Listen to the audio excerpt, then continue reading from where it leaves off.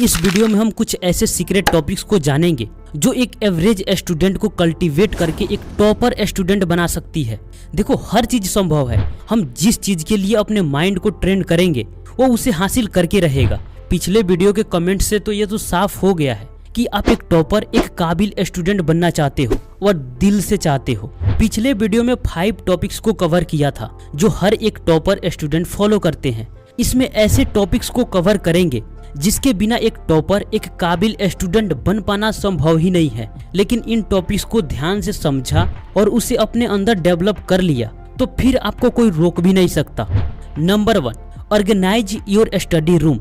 एक गंदा study room productivity का सबसे बड़ा दुश्मन है। अगर आपका टेबल बवंडर की तरह दिखती है तो वो आपको पढ़ने के लिए कभी आकर्षित करेगी ही नहीं। जैसे एक साफ सुथरी बिस्तर आपको कभी आलस करने नहीं देगी, उसी तरह एक क्लीन टेबल आपके फोकस और कंसंट्रेशन के लिए मिरेकल साबित होगा। कभी कभी आपको सच में पढ़ने का मन नहीं होगा, फिर भी आपका टेबल आपको पढ़ने के लिए बैठा ही देगा, भले कुछ ही देर क्यों ना पढ़ो।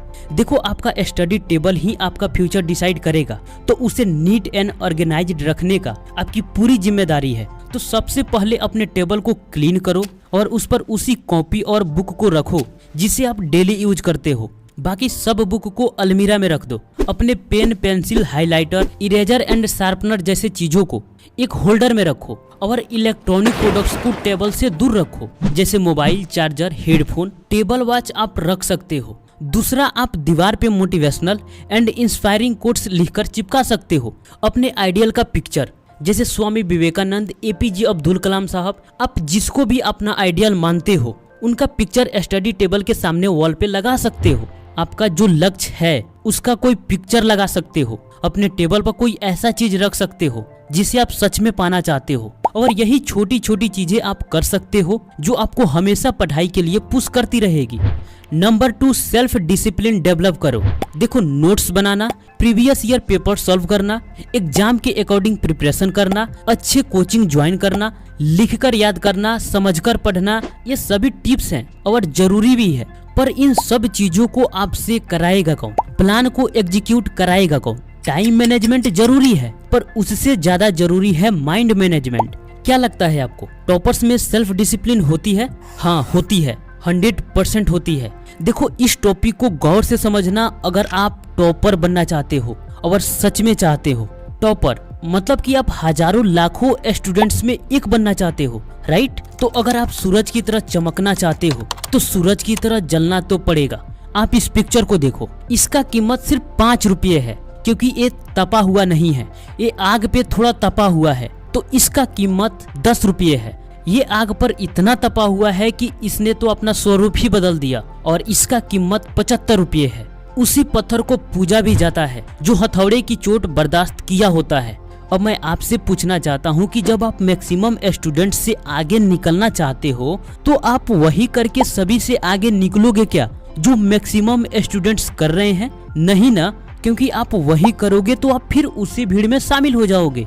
तो भीड़ से अलग बनने के लिए भीड़ से अलग करना पड़ता है। इसीलिए मैंने पहले भी एक वीडियो में बताया था कि जब दूसरे लोग सो रहे हो तब आप पढ़ाई करो, जब दूसरे लोग घूम रहे हो तब आप काम करो, और जब दूसरे लोग खेल रहे हो तब आप तैयारी करो, और जब दूसरे लोग इच्छा कर रहे हो तब आप प्लान बनाओ। तो ऐसे ही आप मैक्सिमम लोगों से अलग एक्शन लोगे, तभी तो आप मैक्सिमम लोगों से आगे निकलोगे और टॉपर बनोगे। यही रियलिटी है। ये तो 100% सत्य है कि आप तब भी सबसे आगे निकलोगे जब आप दूसरों से ज्यादा खुद को तैयारी में लगाओगे, और हर टॉपर में यही क्वालिटी होती है।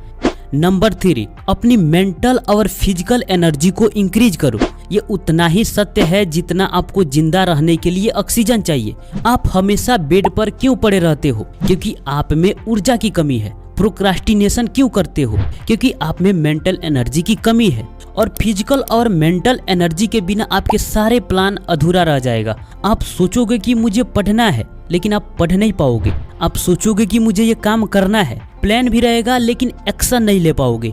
तो सबसे पहले आप मेंटल और फिजिकल एनर्जी पर काम करो, तभी आप लंबे समय तक पूरी फोकस के साथ स्टडी भी कर पाओगे। इसके लिए आप सोशल मीडिया जितना कम हो सके उतना कम यूज करो, या एक टाइम फिक्स करो कि जब मेरा पढ़ाई हो जाए तब मैं सोशल मीडिया यूज करूंगा।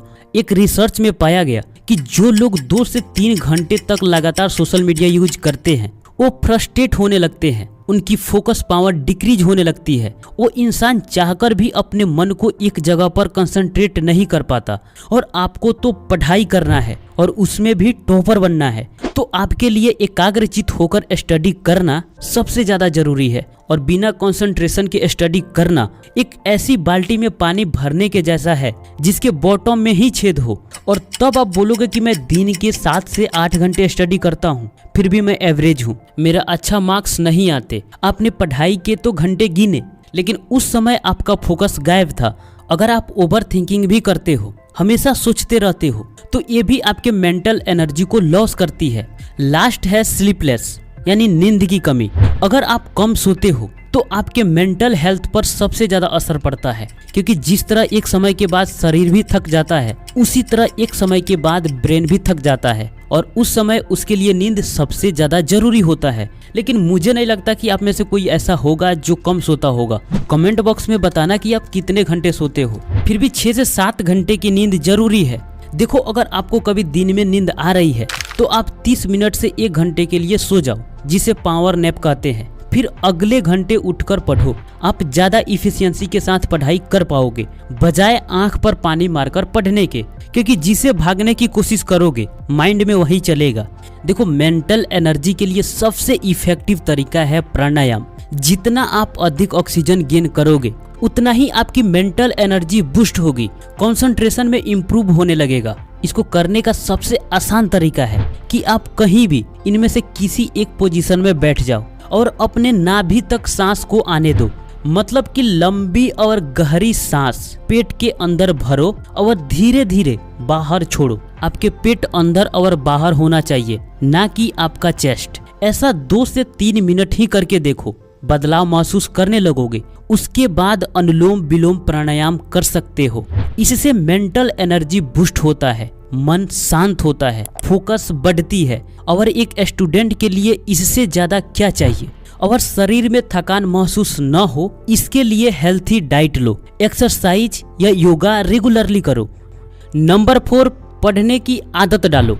कंसिस्टेंसी के बारे में बताया था, लेकिन आप कंसिस्टेंसी तभी रख पाओगे जब पढ़ाई की आदत लग जाए। पढ़ाई के लिए आपको ज़्यादा सोचना न पड़े।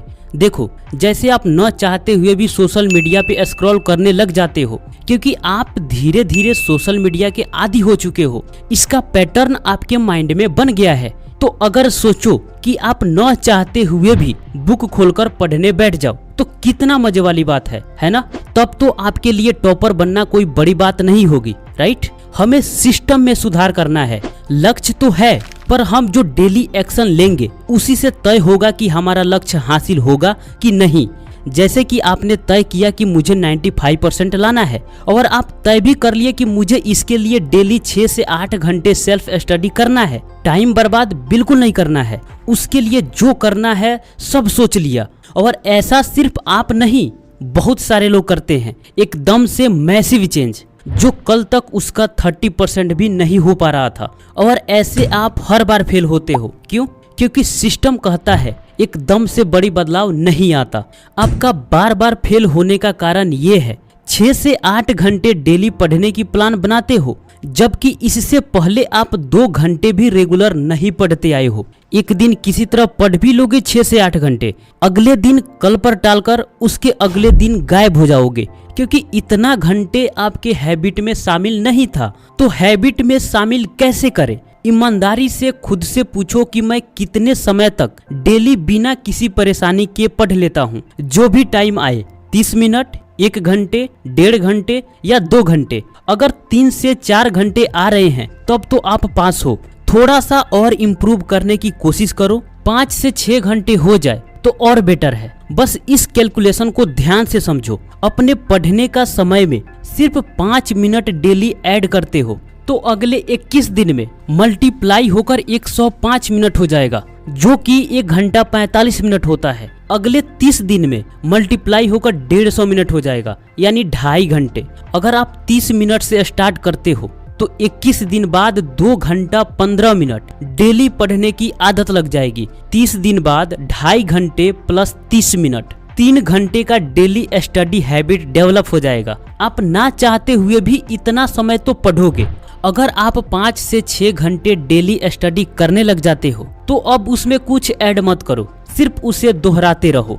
और ऐसे ही हर टॉपर्स में डेली एक निश्चित समय पढ़ने की हैबिट डेवलप होती ही है। दोस्त, हैबिट लगातार किसी भी चीज को करने से डेवलप होती है और कुछ समय बाद वो ऑटोमेटिक होने लगती है। तो अगर आपसे स्टार्टिंग में एक दिन पढ़ाई मिस हो जाता है तो अगले दिन आपको पढ़ाई फिर से स्टार्ट कर ही देनी है, वरना 2 से 3 दिन बाद आप भूल जाओगे कि मैंने कोई चैलेंज लिया था। तो क्या आप ये चैलेंज एक्सेप्ट करने के लिए तैयार हो? तो कमेंट बॉक्स में आई एम रेडी जरूर लिखना। तो दोस्त, ये रहा वो 4 टॉपिक्स जिसे आप फॉलो करते हो तो टॉपर बनने से आपको कोई रोक नहीं सकता। तो कैसा लगा वीडियो कमेंट बॉक्स में जरूर बताना। मिलते हैं आपसे फिर अगले वीडियो में, तब तक के लिए आपका धन्यवाद।